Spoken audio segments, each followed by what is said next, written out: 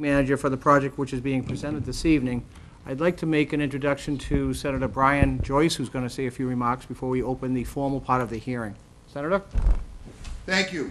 So I wanted to just give a little bit of background on where we've been, where we are, in my opinion, and where we're heading in the future. I wanted to recognize the Board of Selectmen, Chairman Tom Hurley, Katie Conlon and David Burns are here, as well as Anne-Marie Fagan, the town administrator. So I once looked into the history of the Southeast Expressway, and it was interesting indeed. In 1948, then Massachusetts Commissioner of the Department of Public Works, William Callahan, proposed a controlled access route from Boston along the cities and towns on the South Shore to Cape Cod. And the original plan was for this roadway to go through Quincy. My sense is that the Quincy delegation might have had more juice than the Milton delegation at that point, and the route was changed. But what had originally been planned was this beautiful parkway with stone archways, with lush landscaping. And instead, we got steel and concrete and a canyon that divided our town beginning in 1954. Our town was separated. And there have been a lot of efforts since that time to reunite the two parts of Milton. And in 1987, then Congressman Brian Donnelly was able to secure significant funding so as to build a deck over the expressway. And it was ultimately built and completed in 1997. In 1996, State Representative, the late M. Joseph Manning, had retired. I had defeated him in an election and was sworn in 1997, and I was among those people who voted to name this deck in honor of M. Joseph Manning. In perhaps inartful choice of wording, it was named the M. Joseph Manning Community Playground, a memorial playground, or some such thing. It had a park. It had the word park in it. So at that time, 20 years ago, the town of Milton was about maybe 96% residential. And there was a real need to increase our commercial tax base so as to keep pressure off our residential property taxpayers, but also to be able to support all the things we want from our town government: public safety, public schools, public works, and the like. But what's happened in the subsequent 20 years is we've probably gone to 97% or closer to 98% residential. The commercial tax base has not expanded.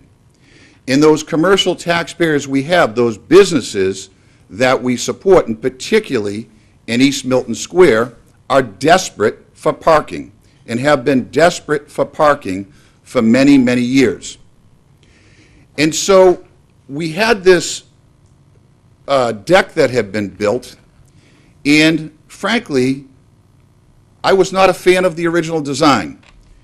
It was, had these, it looked like Japanese pagodas, had these gazebo-like structures on it, and frankly was not an environment where I could see any young mother or any young father wanting to go out in a stroller with their baby and hang out in the park. You were on top of the expressway. So there was a lot of discussion as to whether or not we ought to increase the parking, which I supported.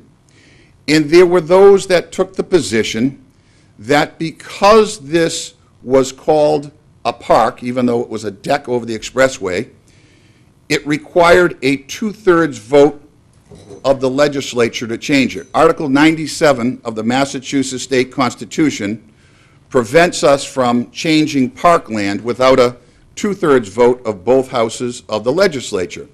I was of the position that calling a chair doesn't make it a window, and calling a deck a park doesn't make it a park. And I was also of the position that even if it were a park, we could add parking just as we can at Kelly Field or Andrews Park or Houghton's Playground, and we have in all instances. Nevertheless, candidly, I kept a somewhat low profile because I was the guy that had defeated Joe Manning, and I didn't want to be disrespectful in any way, shape, or form. But after 15 years, in 2012, and seeing that nobody was using this deck, that the merchants were suffering, I had an opportunity as chair of the bonding committee in the Senate to insert language in a transportation bond bill that requires a 2/3 vote of both houses of the legislature to put in language that would allow this parking to take place on the deck. But I also put in language that was, in my opinion, even more respectful to former Representative Manning than the previous legislation, requiring for the first time that at least 40% of the area be green space. So we really tried to address potentially competing concerns, make it much more user-friendly, and not just for parking, by the way, but to connect the town, to allow for pedestrians, to allow for better traffic flow, to allow for more safety, and to allow the area to be more usable for bicyclists, for all of us, for the community. And so the original money secured by former Congressman Brian Donnelly was gone, and then our current Congressman, Stephen Lynch, was able to secure additional funds. There was a total of about $2 million. About 80% of it would be federal, and 20% of it would be state. And because we were, debating and discussing this for so long, President Obama, by executive order, revoked a lot of earmarks that had not been spent so as to redirect that money during the recent economic downturn, put that money to work in other public works projects. So Milton lost $850,000. Of that million that it was revoked, we had spent about $150 on planning, but the other $850 was gone. So we needed some more money for planning, and I was able to secure an additional $300,000, and we continued on with the planning. I was also able to insert in the transportation bond bill another $1 million of state money to make up for what we had lost. And we, as I said, we had this language which now made it clear that changes could be made. In 2014, in the bond bill, we added additional language. I put in a $10 million authorization for design and reconstruction and aesthetic improvements on Granite Avenue, going from the square all the way to the Boston line. Previously, I had looked to see if the town wanted to redevelop the state highway yard. I told the neighbors that if they ultimately didn't support it, I wouldn't, and they didn't, so we're not doing it. But we are looking to improve Granite Avenue and make that a beautiful boulevard rather than the highway strip or runway strip it is now, and connect it with East Milton Square. We also put in funding for improving Adams Street and the streetscape and the like from East Milton Square to the Quincy line. We also put in money for new sidewalks along Granite Avenue. So we think this has the potential to really just incredibly improve East Milton Square, and we see some incredibly wonderful things happening there now. Some of the landowners, some of the business owners, we see a new restaurant being developed. We see a lot of good things happening, and we have a very good Board of Selectmen and an outstanding town planner who have been on top of this and pushing this. But we have a further issue with this development of the deck over the park, over the expressway. And that is, I looked at John Cronin, who I have incredible respect for, and from day one has been on the other side of this with me. Didn't want to see changes, I don't want to put words in your mouth, to the deck.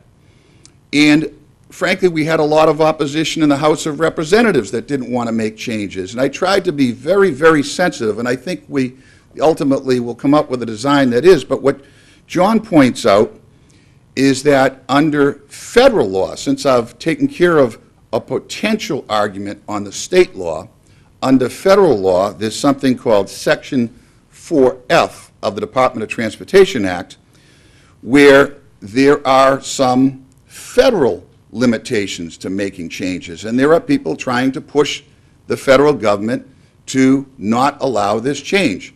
I believe under the 2005 law, a federal law, which says such changes are allowed if they're de minimis, and clearly we're talking about de minimis changes, but we're also talking about things that will make the area more livable, that will activate the park space rather than have it this abandoned space in the middle of a canyon.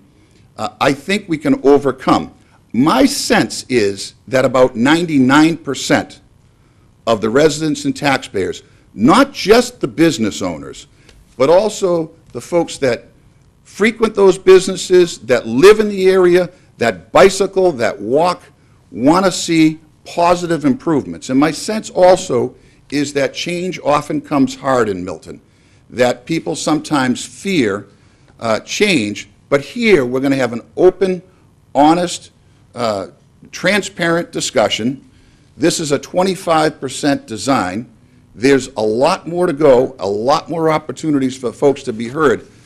But it's been now since 1954 that the town was divided, and I think we have an opportunity to make some very serious improvements. We have a very supportive Board of Selectmen, and I truly hope and expect and pray that this will happen. So thank you.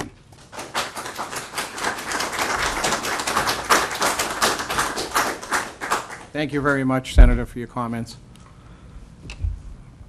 I'm assigned to the project management section of the Massachusetts Department of Transportation, which is located at the Mass Department of Transportation's Highway Division headquarters in Boston. I was directed by the Chief Engineer, Patricia Leavenworth, to conduct tonight's hearing. Once the hearing is completed this evening, the attendance sheet will become part of the public record for the hearing. So if you'd like your attendance at this hearing to be a part of the public record, please sign in on the sheet located at the entrance, and please help yourself to a brochure that details regarding the project located over there. First, I'd like to introduce the members of the hearing panel. To my immediate right is Mr. Michael Trepanier from the Boston's Environmental Division. Next to himself is Ms. Bridget Myers, a PE. She's the project engineer from the design consultant firm of Howard Stein Hudson, who is currently working for the community. Mr. Craig Sheehan from our Right-of-Way Bureau will discuss the right-of-way law. Mr. Joe Sakalos of the Arlington Typing and Mailing from Arlington, Mass. will be making the verbatim transcript of tonight's hearing. Also with us from our District 6 office is Ms. Erin Kinahan and Mr. Anthony Christakis. The notice of the public hearing appeared in the Milton Times and the Patriot Ledger on August 27th and again on September 3rd. On page 7 of the handout explains the project purpose. This hearing gives us an opportunity to make a formal presentation of the proposed project and at the same time allows us to record your input regarding the project.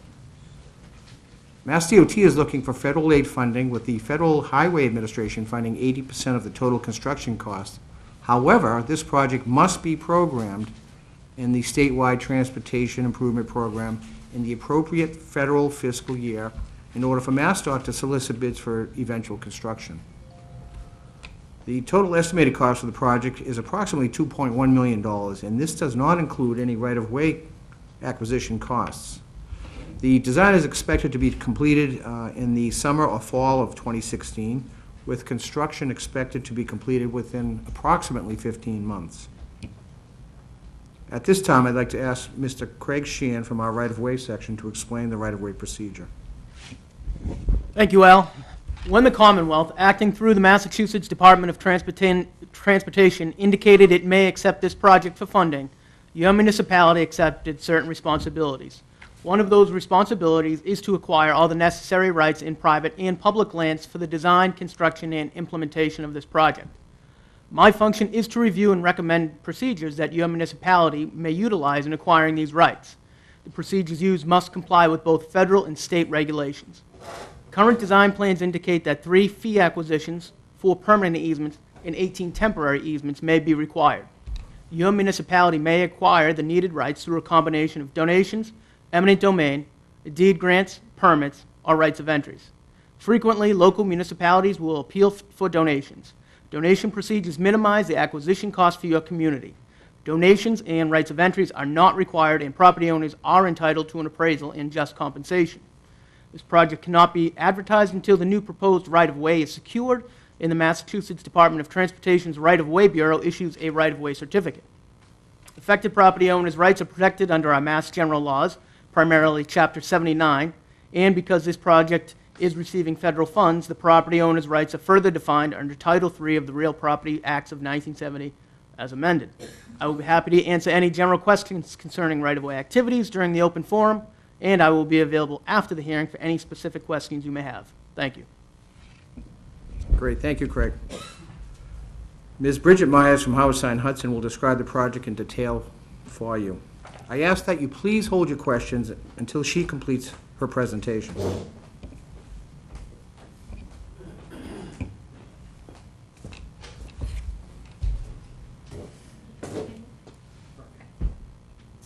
So welcome, good evening.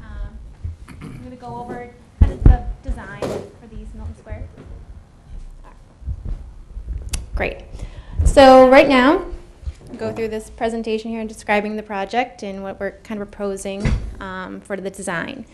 For the project team, kind of Al already mentioned it, but Milton is the client. We're working for the town of Milton, and we're Howard Stein Hudson. We're a consulting engineering firm located in Boston.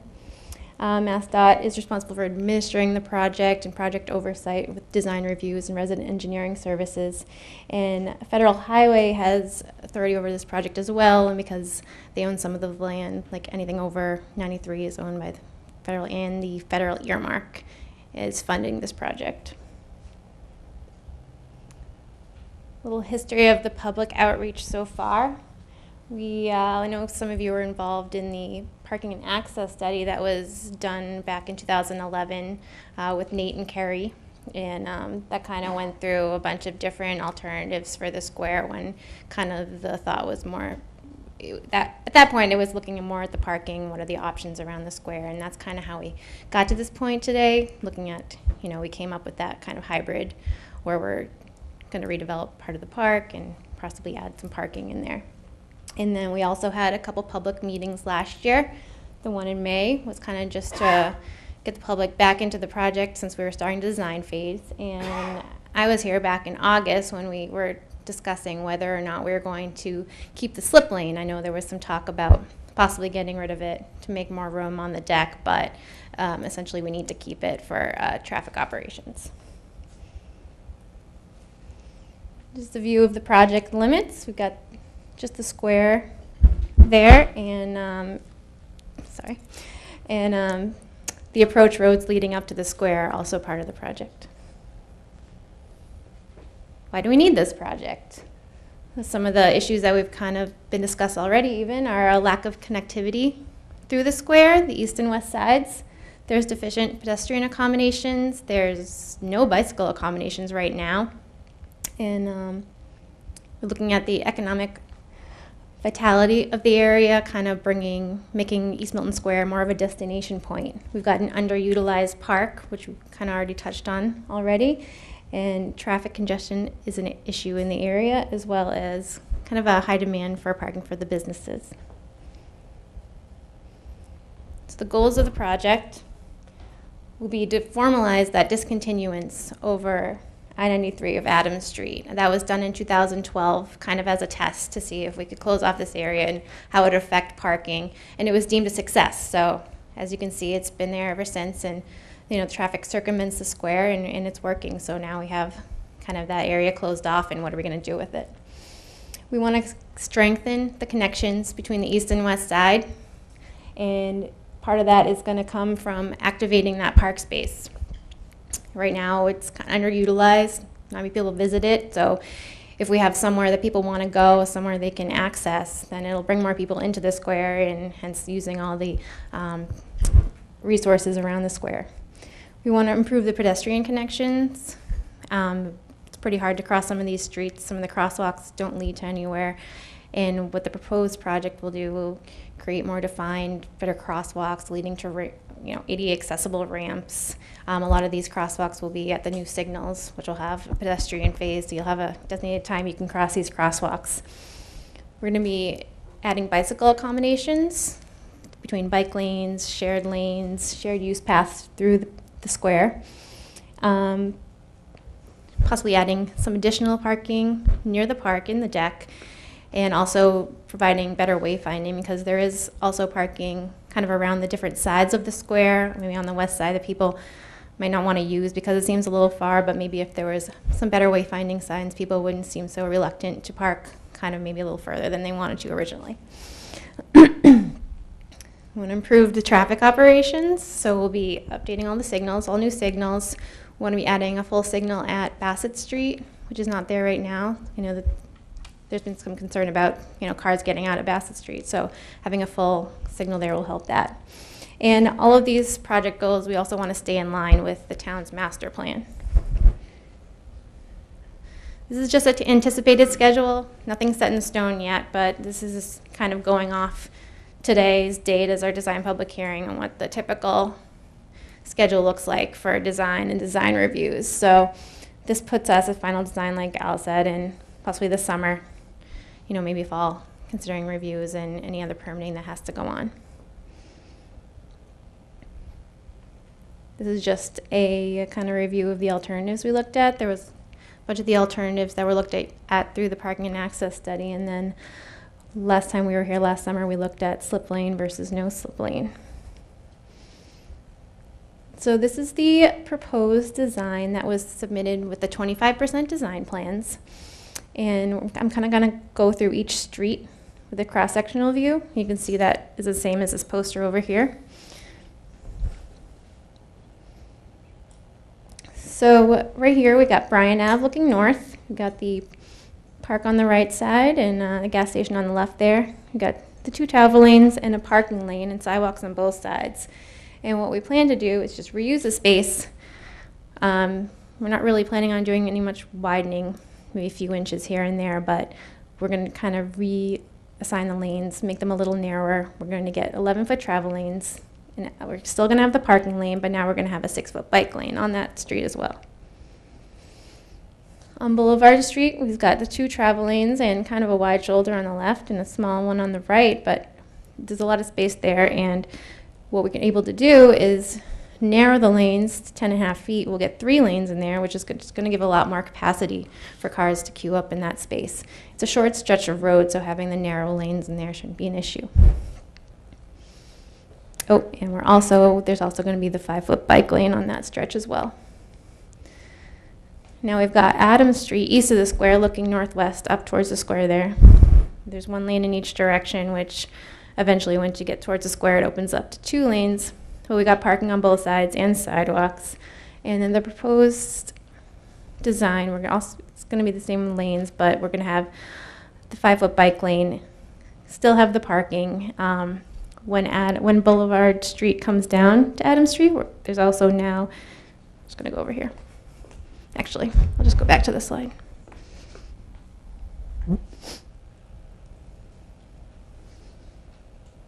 Just wanted to point out, so we have the 3 proposed lanes on Boulevard Street now.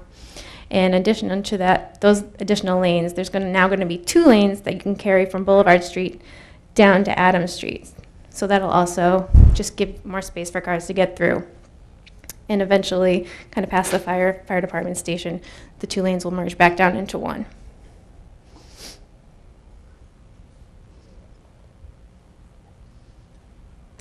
And this is on Granite Ave, looking north. We've got the 2 lanes and the parking and the sidewalks on both sides. And now we'll have the bike lane, a 6-foot bike lane in there with the narrower travel lanes and the parking. And that smaller cross section in the bottom is just that small section where it kind of goes by that traffic island.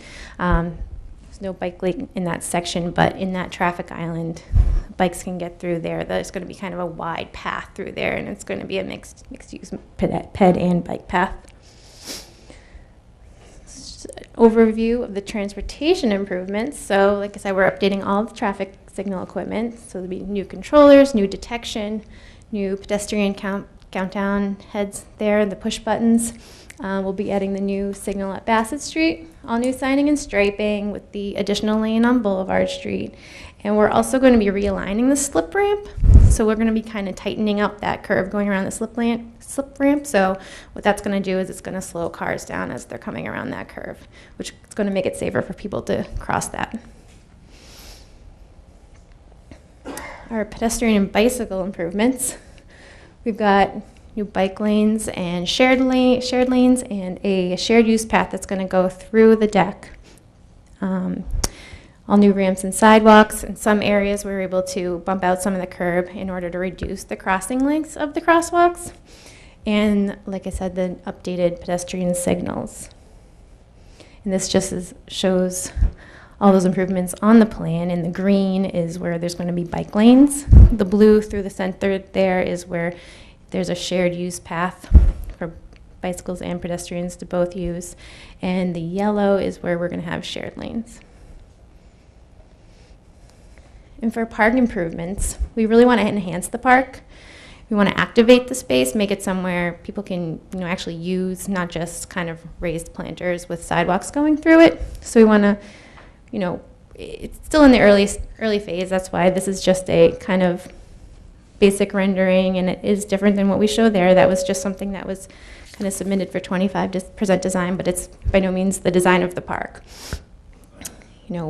Possibly throwing out ideas of, lowering just so it's grassed, so you can actually just use it and walk on it. There's not pathways to go through. We want to make it more of a destination point. People want to go here and use the park, and then also use the areas around the park. So, part of this meeting, once we open up to the public, if there is something that you want to see here, you can mention it in your comment, and then I'll get it on public record, and we can take note. In the future, we're probably also going to have more public outreach when it comes to the park itself. This is just kind of a graphical perspective looking south, kind of over the expressway. So what you're seeing is a parking lot area with the park behind it, and that shared use path going right down the middle, and then flip the other way, we've got the parking lot on the other side. And now I'm just going to hand it over to Michael Trepanier. He's going to talk a little bit about the environmental review. Thanks, Bridget. So, as the Senator mentioned earlier, this project, and as Bridget mentioned as well, that this project does have federal oversight through both the earmark funding and the fact that we're in the air rights space of an interstate and potentially accessing future construction funds for the project's implementation. It's recognized as a federal action, which requires review under the umbrella regulation of the National Environmental Policy Act and Section 4F of the DOT Act, again, as the Senator mentioned earlier. The NEPA review, as we refer to it, the National Environmental Policy Act, typically would classify a project like this as a categorical exclusion, something that wouldn't require a robust environmental analysis or environmental impact statement, based on the fact that overall the impacts of the project are beneficial in terms of things like air quality due to improved traffic operations and new multimodal accommodations for bicyclists and enhanced accommodations for pedestrians. That's always seen as a benefit, and barring any, obviously there are no wetland resources or endangered species habitat or present. A lot of the typically federal environmental permitting and review issues are just absent. But most notably, as we've pointed out, the park is the green space is considered a park property regulated under Section 4F of the DOT Act. That is, as the feds put it, and legally, it's a substantive regulation that requires Federal Highway to, and us on their behalf initially, to avoid impacts to a parkland resource. Just for note for the audience, 4F also protects recreational facilities like playing fields and playgrounds and things like that, wildlife and waterfowl refuges, and historic sites. For all of those all of them besides historic sites, they have to be publicly owned and considered a significant resource to the community. I've been in contact and coordination with the Federal Highway Administration's division office here in Massachusetts, and they've been in coordination with their headquarters office in DC to look at the applicability of Section 4F to this property, and they have done some review. We've visited the site. We've spoken with your local officials, with Bill Clark, your planning director, and others, and they have come to the determination that it is a regulated resource. That requires us to consider a whole number of things. First, 4F asks for the project proponents it requires project proponents to look at alternatives that avoid the 4F resource. If it's purely an impact to that resource, such that a transportation use is permanently incorporated into the parkland property. Now, again, as the Senator indicated earlier, there is another way to process the project's 4F requirements, and that is we can ultimately get to a point where we could make a determination that the project overall results in a quote-unquote de minimis impact to the parkland. And that is defined as any project that does not adversely affect the attributes which qualify the property for protection in the first place, the thing that makes it a park. Now, as we've been hearing from the team and from folks here in Milton, and from my own personal observations and my counterpart at the Federal Highway Administration, who was unable to be here tonight, he would be sitting here with us if he could have, that it is very underutilized and is not seen necessarily as fully activated as it could be. It's not serving that destination function that it was intended to and during its original construction, and that there's an opportunity here to not only provide that overall, as Bridget mentioned, stimulate the economic vitality of this business district in East Milton, but also revitalize the parkland's use and overall function. Taking a comprehensive look at planning its programmable spaces in terms of what is it used for, how does it serve for connectivity for bicyclists and pedestrians, and continue to be that gateway between the two pieces of Milton. That's something that we're just starting to look at now, and ultimately is part of a larger federal environmental review process. Great, thank you, Bridget, and thank you, Michael. Is there any The plans presented tonight are not complete. The next step will be to review the comments received this evening and then amend and complete the plans for advertising, the eventual construction. Before we open the hearing to you, I will explain the hearing procedure. First, as stated previously, the purpose of this hearing is to solicit your input regarding this project. As the plans are not yet complete, we may not be able to answer all of your questions or respond to all of your comments at this time. Next, we ask that anyone who wishes to have his or her comments entered into the official hearing transcript, please stand up, identify yourself by name and affiliation, whether you're on a butter, a local official or concerned citizen, and spell your last name. This is necessary in order for us to obtain a full verbatim transcript as required by law.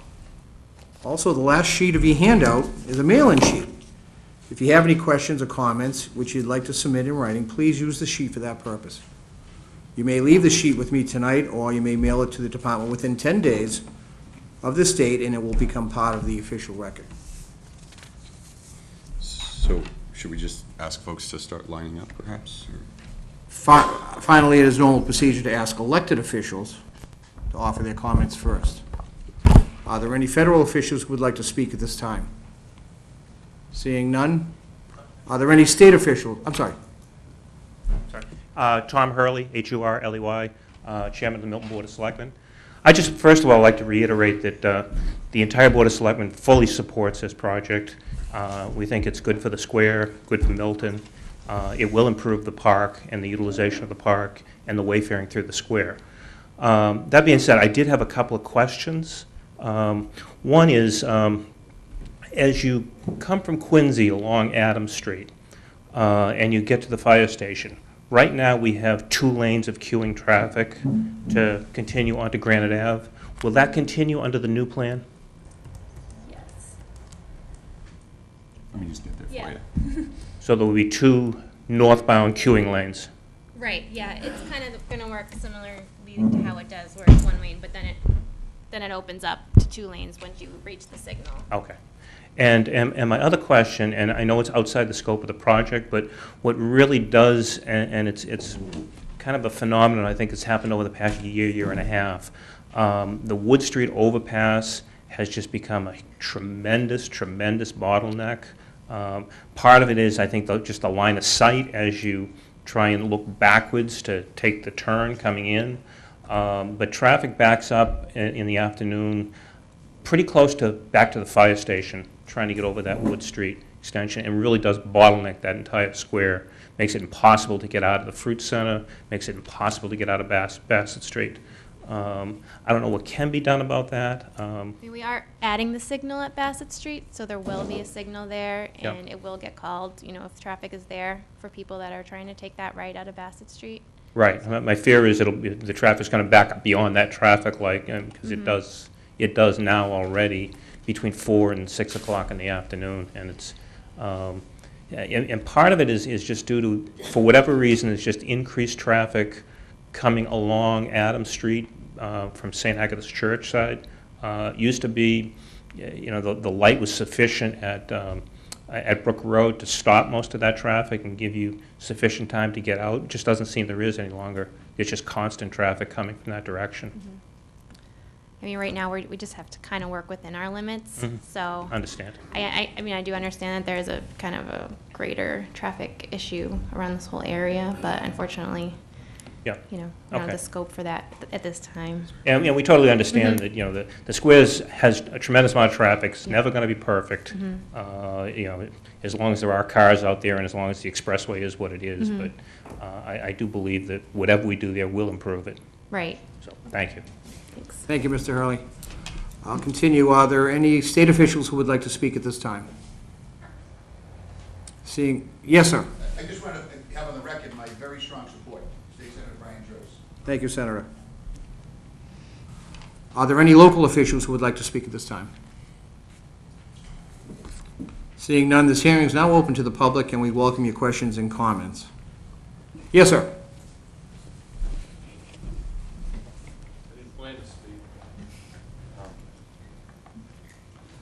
Good evening. My name is Richard Wells. I'm the Chief of Police. Welcome. I'm also the Chairman of the Traffic Commission, as the consultant is aware. There are many people standing behind me who have one thing in common, and that's this community, the town of Milton.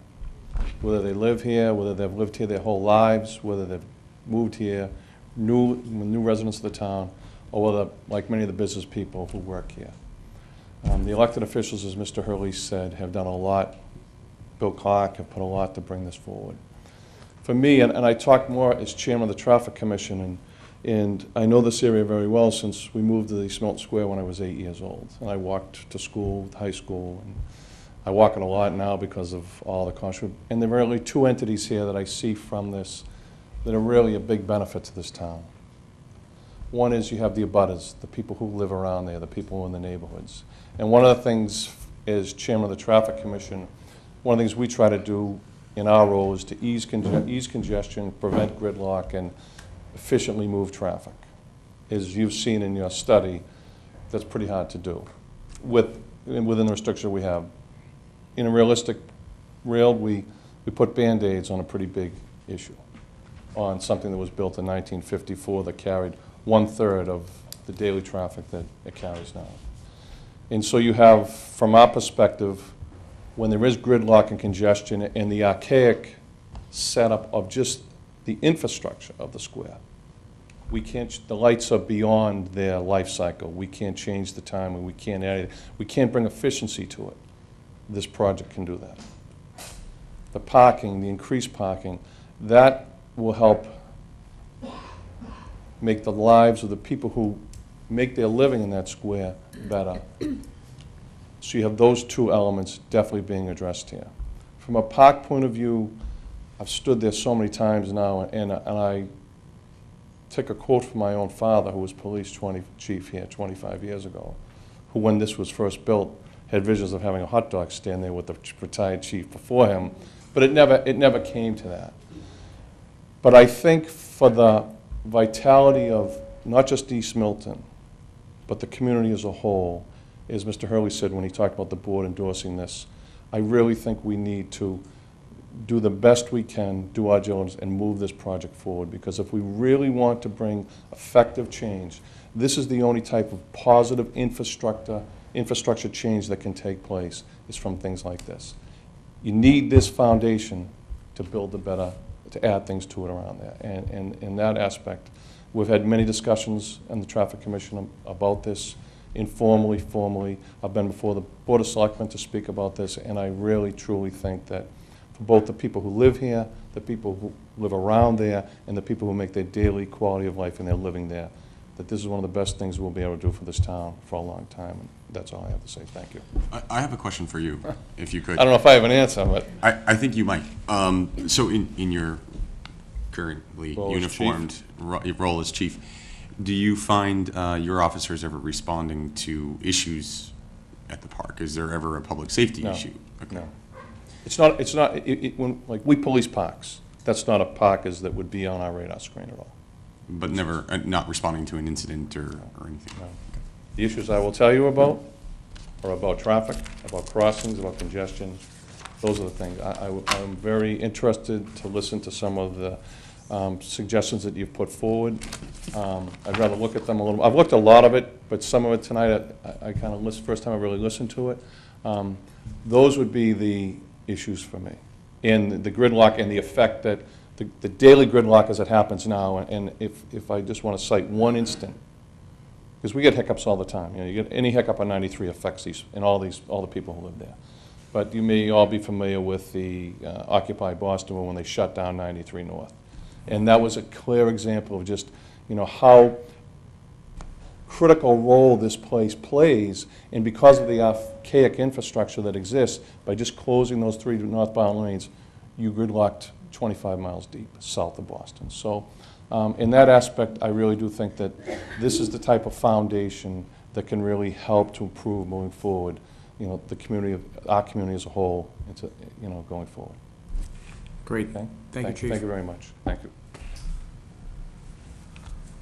If there are other folks who would like to please step up and announce your name, and please spell your last name. I'm Bethany Vaughn, V-A-U-G-H-N. I'm a resident in the area, and I'm really excited that you're going to do something with this. But as a parent, I'm most concerned about that park area, and I'm really happy that the park is still going to be there.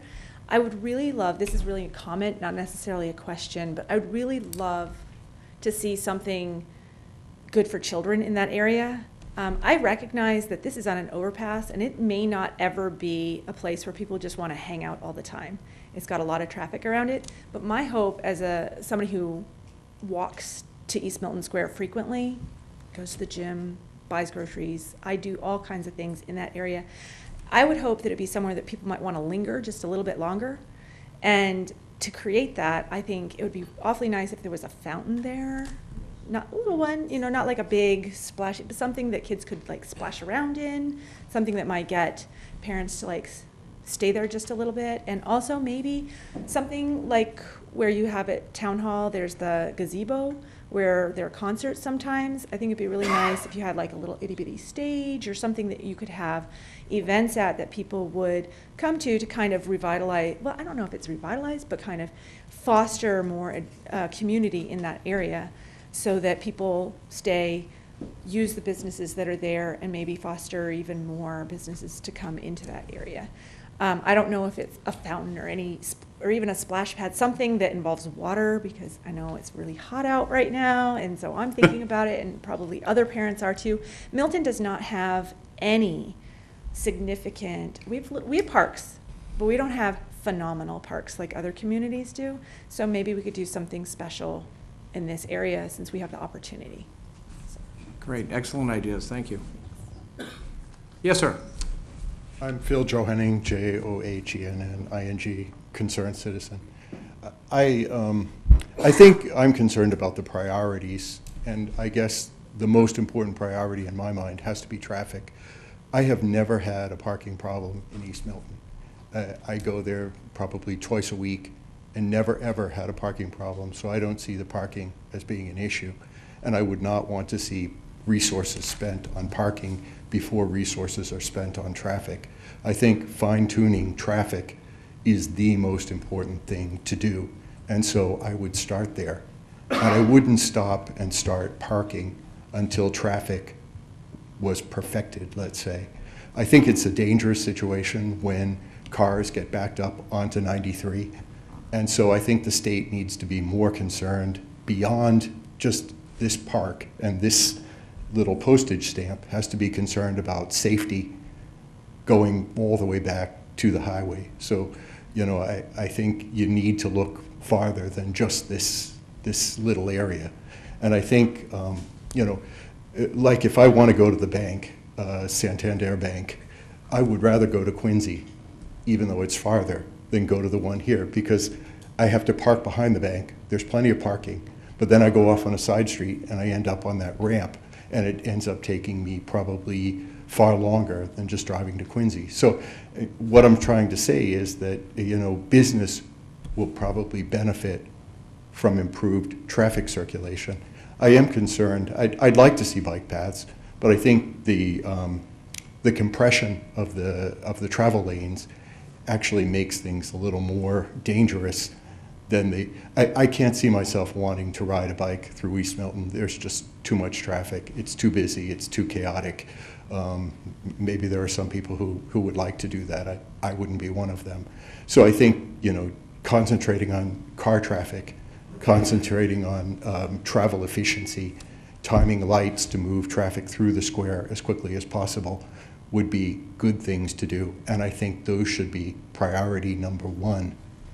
And if people get to parking, that will be fine. But again, I've never, ever had an issue with parking. I think anybody who's willing to do a little walking, and I don't mean a lot, I mean a little, can find parking in East Milton. So I urge you to concentrate on the flow of traffic, the efficient flow of traffic, getting cars through the square as quickly as possible, rather than focusing on something like parking, which I do not believe is a problem. Thank you. Thank you, sir. Yes, sir. Hi.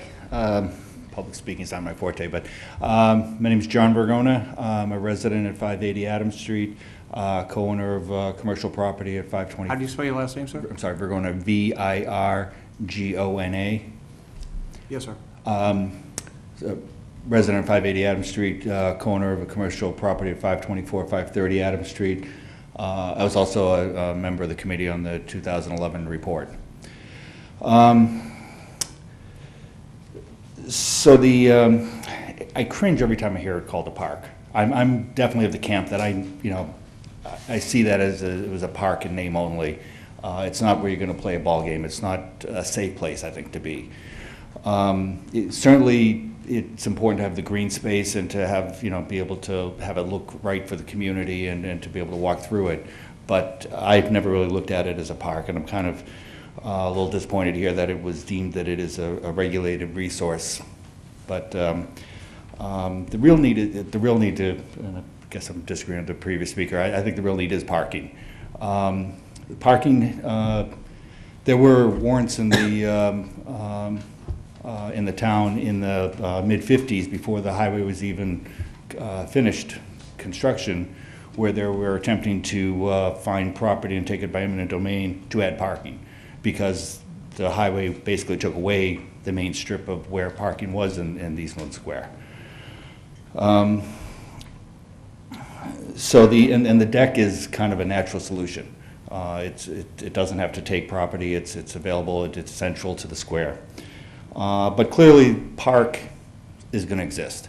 It's going to be a component to this, and it's never going to be where you play a ball game. But it is potentially where events are held, and as it is today, there have been events there, Santa Claus comes, and that's actually one, I guess, suggestion I'd make into this design, is to consider that when events are happening, and you're going to have kids, little kids, with major roadways all around them, is to try to think of some fencing or something to keep them close in there, because this is not, you know, an open field where it's safe for kids to run around, and we're leading towards something where, aside from the parking, you know, when you do have events, you're going to have a lot of people in a very tight area with a lot of traffic going around it.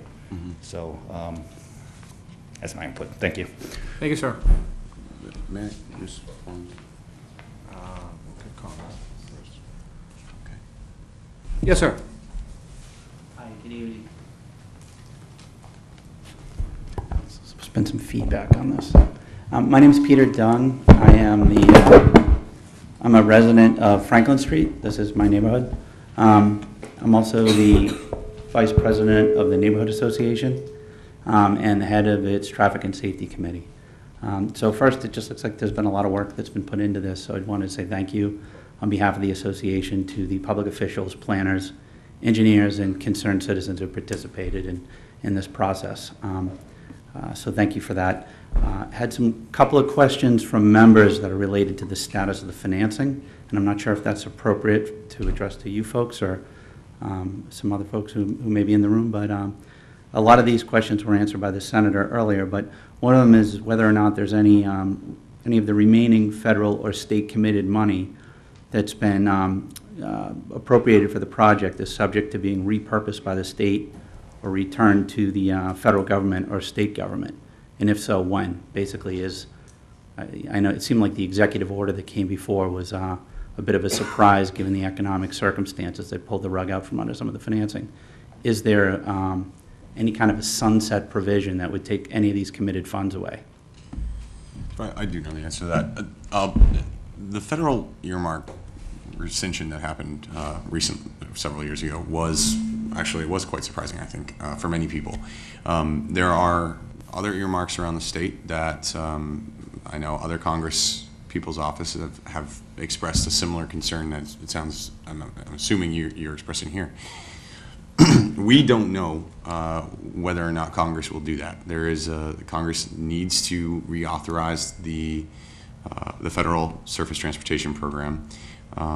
It's currently in a state of extension, and clearly, frankly, on a federal level, needs to find new financing means outside of the gas tax and some of the other small means. But that's not within MassDOT's control. We have to continue to assume that the federal earmark money will be available indefinitely, but recognize that at the federal level, the politics could change in terms of how those earmarks are applied and or spared. So I know there have been other earmarks in other parts of the state where other elected officials have expressed concern that if the earmark isn't spent, then there could be a chance that they could be rescinded like that last round. But that's well outside of MassDOT's control, and we have to assume that those funds remain available until they aren't. Yeah, I'm unaware of a sunset provision. But there is no sunset. Unless it was changed, unless Congress acted in that next authorization, the earmark remains in force. Okay, thank you. And then just the association would like to reiterate, I know it's been said before, you have a lot of residents who have come up at some of the hearings and stated that the number one concern here in the neighborhood is cut-through traffic. The demography of the neighborhood's changed. There's a lot more kids in the neighborhood and young families. You've got smartphone applications like Waze that are basically pushing cars from Adams Street in the morning onto the side streets. And people who probably wouldn't be able to find their way around back there, years past can do so now. So that is one of the concerns for us. The other part is with people kind of looking down at their phones all the time. You've got a mixture of people coming into the neighborhood who wouldn't otherwise be there. You've got people who are distracted while they're driving, and you have a lot more kids in the neighborhood who are going to bus stops and various events. So it's a real matter of concern to the residents. So basically, anything that's going to keep motorists on the main thoroughfares and off the side streets is supported by the Neighborhood Association, and the Neighborhood Association supports this project. And that having been stated, one of the goals that was set forth in the original 2011 study was essentially at least at a minimum, do no harm rule with respect to its effect on the surrounding areas. And specifically, it was to reduce, or at a minimum, avoid exacerbating existing cut-through traffic in residential areas surrounding the square. So we're hopeful that as we move from the 25% to the 75% design phase, that goal will be kept in mind and continue to be kept in mind. Finally, the aesthetics are also important here. I think that the design should be functional and reflect the history and character of the town so that it looks more like East Milton and not like East Germany. To basically close here, we'd like to say that we support the expeditious undertaking of the project, and we look forward to reviewing the design at the 75% hearing. I'm just going to take my Neighborhood Association hat off for a moment and just put on the personal hat, which is some design suggestions. The first would be, again, I reiterate what another gentleman said here, would be to definitely put a fence in. This park gets used twice a year. It gets used at Halloween, and it gets used at Christmas. Other than that, it's the sporadic kind of transient use of people crossing from one side to the other.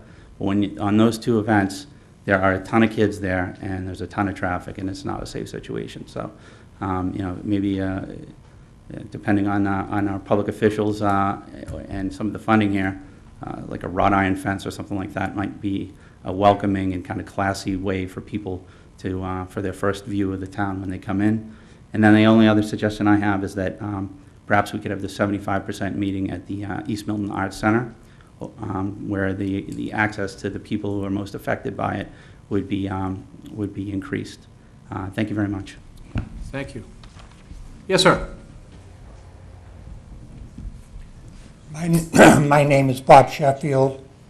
I'm an attorney. I'm a resident of Milton, and my office is on Adams Street, across from the Starbucks, and I've been there for a little bit more than 25 years. Bob, how do you spell your last name? Sheffield. Thank you. But I've been there for a little more than 25 years. The traffic congestion in East Milton Square has grown enormously in that time. It has further caused the cut-through traffic that Mr. Dunn was speaking about, and I think that this is the first serious attempt to solve both the traffic situation, and I think this will have a significant improvement on traffic flow with the regulation of the lights in a proper mode. And also, it provides for some additional parking for those that want to use East Milton as a business community. I think this is a very positive project. I hope it proceeds from the 25 to the 75, and then to the 100% completion. As I've said, I've been there for 25 years, and this is a huge step forward, and I urge its adoption. Great, thank you, sir. Yes, sir, in the back.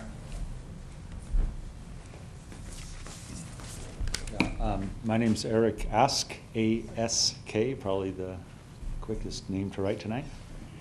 I'm a concerned citizen, member of the Milton Bicycle Advisory Committee, and a Safe Routes to School advocate. So I want to support the lady who was talking about maybe a fountain, a water park, and a stage or something that could be used for community events and attract people.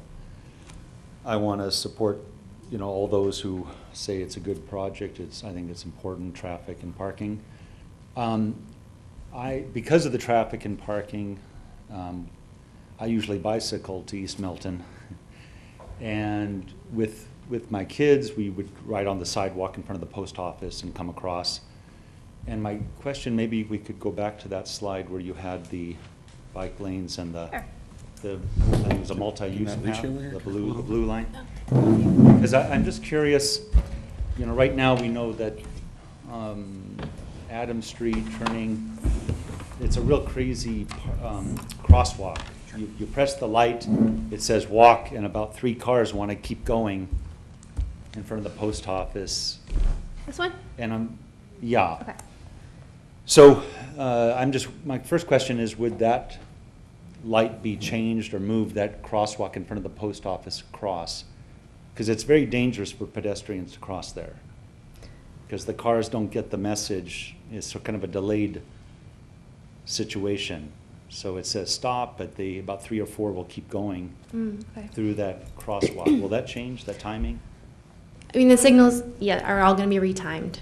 So they're going to have that built-in pedestrian phase, and that's also when the bikes would cross there, because then you could enter to the blue line there, which is the shared use path.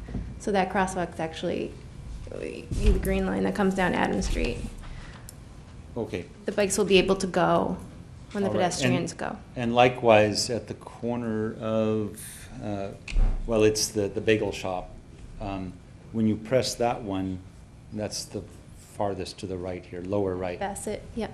Boy, you wait a long time there as a pedestrian, and people will just jaywalk anyway. So I don't know, I suppose all this will be studied when it's done, so that pedestrians' wait times are considered? Yes, definitely. And that's going to be a new signal as well. And it's going to be a full, right now it's just for the pedestrians, but it's going to be kind of a full signal at that intersection for cars as well. Okay, because I appreciate all the bike lanes, but normally I wouldn't take my children on bike lanes through traffic. I'd want to stay on the sidewalks and use the crosswalks and walk bikes. So, thank you very much. Great. Thank you. Hi. Hi. I'm Cynthia Guise, and I'm a resident of Milton. The last name is Guise. I'm also an orientation and mobility instructor at the Commission for the Blind, the Mass Commission for the Blind. And so I was very happy to hear that, Bridget, you mentioned that there were going to be APS, the audible pedestrian signals at these intersections. I'd like to know exactly where they're going to be placed, but also, you don't have to show me now, but eventually.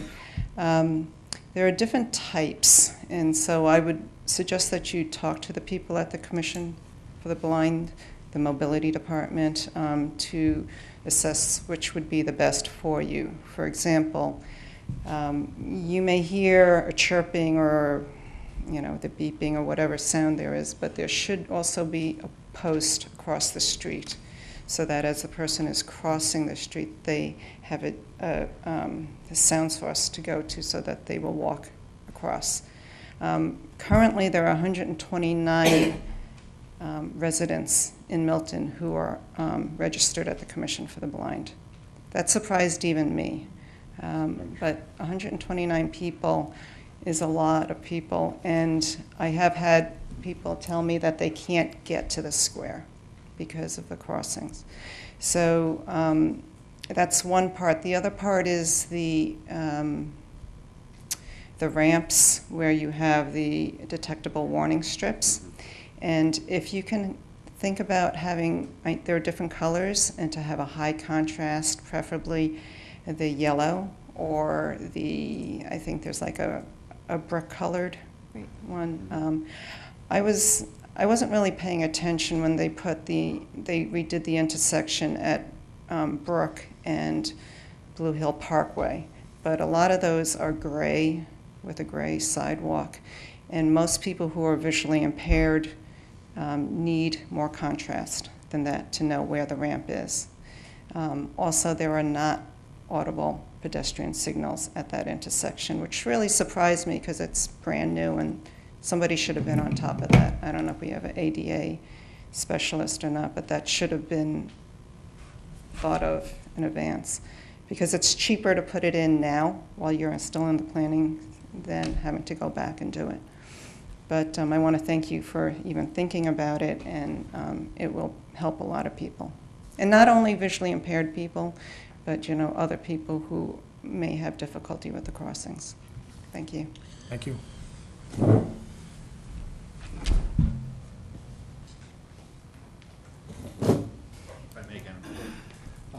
Again, Could I have your John- name again, please? John Vergona, Virgona. I forgot a question, but then also, when prior gentleman was talking about the traffic coming down from Adams Street and how they really missed the light, and this was, I think that's something that we talked about in the 2011, at least in the committee we talked about it. For some reason, the traffic coming down on Adams Street, that it's, I don't know for what reason, it's difficult to, the light gets missed by people, either taking the slip lane or making the other turn. And we had talked about when we put the lights there, to put in the red lights with the strobes in it. You know, something that kind of catches the eye a little bit more, particularly coming from Adams Street. I don't know why, but it's clear. You know, if you try to make either the slip lane or cross from the post office, people just miss the light. And I don't think it's because they're trying to go through a red. They just, you know, with all the commotion. The question I forgot to ask, though, is this deck project seemed to be, one of the nice things about it is it didn't take any land. It just was, it was there, it was already available. At the beginning of this meeting, we talked about the right-of-way issues.